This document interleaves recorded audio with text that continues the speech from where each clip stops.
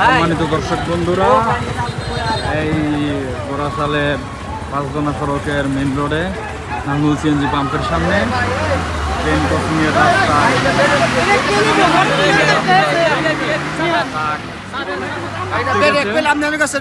এবং ব্রেকও ফেল হয়ে গেছে। ট্রাকটি এই মুহূর্তে আটকে আছে এই জায়গায়।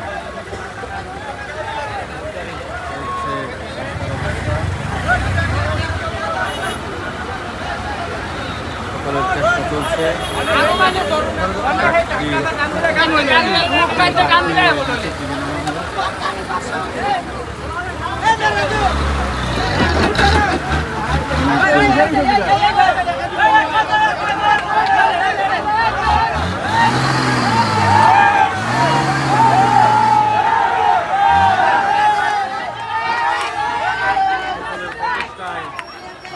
খুব কষ্টের পর এখান থেকে উঠতে পারলো এই ট্রাকটি।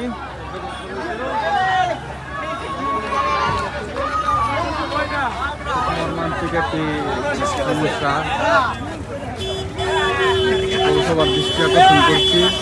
হচ্ছে আমাদের রাস্তার অবস্থা, এখানে খুব শীঘ্রই মেরামতের প্রয়োজন রয়েছে।